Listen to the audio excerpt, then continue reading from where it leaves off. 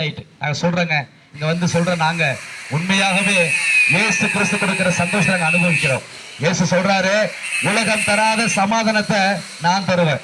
இயேசு கிறிஸ்து கிடைக்கிற சந்தோஷம், நிம்மதி வேற எங்கேயும் கிடைக்காது.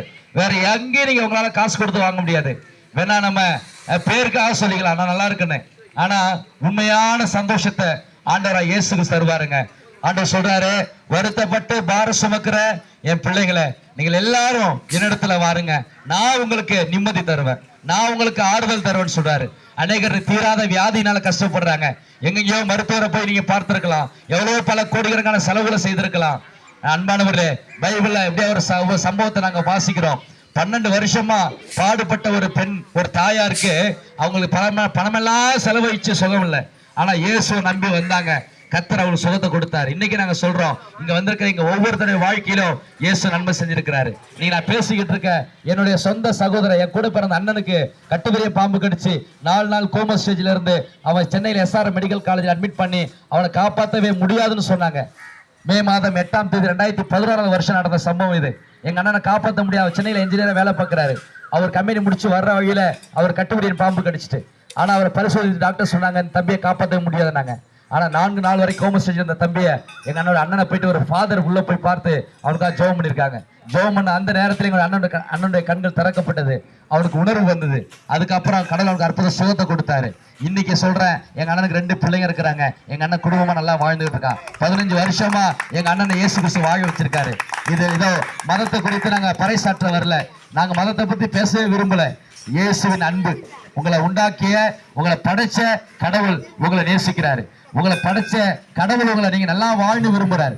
உங்களுடைய பாவங்களை நீங்க மறைத்து வாழ்ந்தீங்கன்னா உங்களுக்கு அது உங்களை ஒரு நாள் பின்விளைவு கொண்டு வந்து உங்களை அழிச்சிடும். நீங்களே உங்க வாழ்க்கையை முடிச்சுப்பீங்க. பாவத்தை அறிக்கை செய்து விட்டா கடவுளால இரக்கத்தை பெறுவீங்க. உங்க வாழ்க்கையில் ஒரு பெரிய சந்தோஷம் இருக்கும்.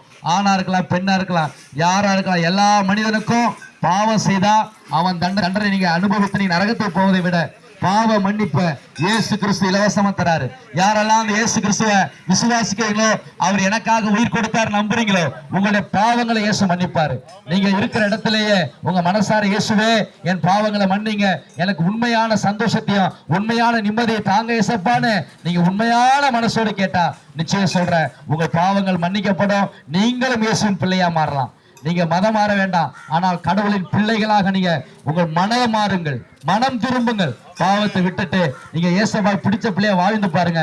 நிச்சயம் சொல்றேன், உங்க வாழ்க்கையில ஒரு பெரிய சந்தோஷம், ஒரு மனிதன் பறிக்க முடியாத சந்தோஷம் இயேசு கிறிஸ்து தர வல்லவராய் இருக்கிறார். இந்த வார்த்தை கேட்ட உங்களுக்காக நாங்கள் ஜெபிக்க விரும்புகிறோம்.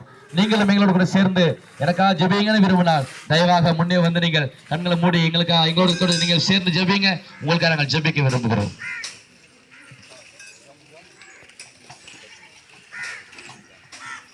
கிருபைகளுக்காக நன்றி செலுத்துகிறோம். இந்த வேளைகளை நம்முடைய வார்த்தையை இந்த ராசமங்கலம் பகுதியில் ஆண்டவரை நாங்கள் அறிவித்திருக்கிறோம்.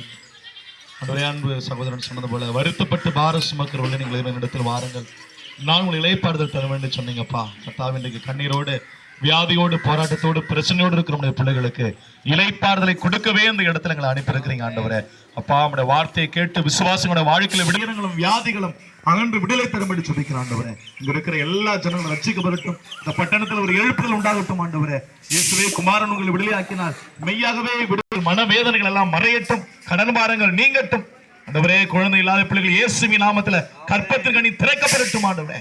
உடைய குறைகள் எல்லாம் நிறைவாகட்டும். வியாதிப்படுத்த இருக்கிறவங்க எல்லாம் இயேசுவின் நாமத்துல இப்பொழுது ஒரு பரிபூர்ணமான சுகம் உண்டாவதாக. கடன் பாரத்தில் இருக்கிற எல்லா கடன்கள் நீங்குவதாக, நிந்தனைகள் உடைவதாக, எல்லா உபத்திரவத்திற்கு கட்டுகள் உடைக்கப்படட்டும் ஆண்டவரே. தெய்வீக சமாதானம் ஒவ்வொருடைய ஆண்டவர் உள்ளத்திலும் இல்லத்திலும் தங்கி தெரிக்கட்டும்.